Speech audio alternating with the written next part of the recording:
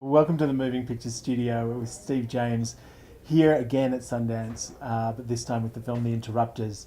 How's your relationship with Sundance changed over the years? How does it feel this time coming here?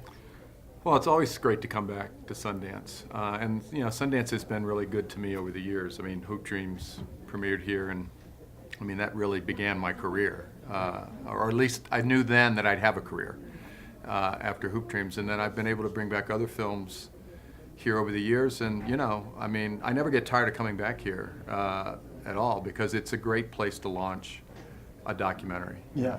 Hoop Dreams, for most of the story, is really a hopeful tale. You're kind of rooting for these people. Of course, the events that followed Hoop Dreams were a little more tragic. Can you expand on that to our audience who may not know the story of what happened post Hoop Dreams, and then following on and coming back to Chicago for The Interrupters to do this film? Yes, I mean, this film was inspired really by two things for me. One was my partner in this film, Alex Kolowitz, terrific writer, and came on board as a producer. He wrote an article for the New York Times Magazine about this program, Ceasefire, and these interrupters. And I called him up and I said, this would be a great film, I think, and he agreed. The other thing that was going on for me was in Hoop Dreams, both Curtis Gates, William's older brother, and Bo Agee, Arthur's dad, have in the years since we made Hoop Dreams both been murdered. And I saw the devastating effect that those murders had on those families and on Arthur and William.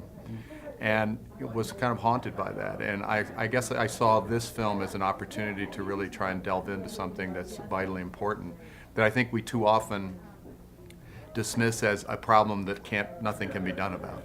You mentioned the devastation for the families, but what was it like for you? Because obviously there was such a strong connection between you and those guys because of the film. Did you feel, was it more like a sense of duty, a sense of responsibility?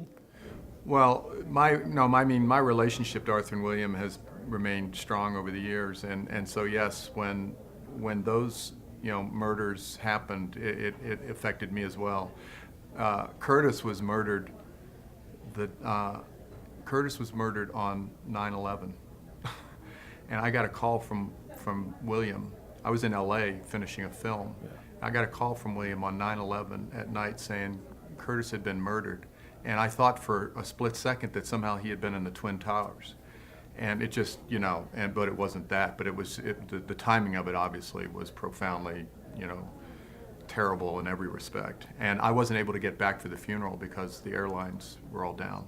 And I really, felt bad about that I wasn't able to do it. With Bo, I'd been to Bo's church over the years. He invited me to the anniversaries of his church. He had a little church on the west side.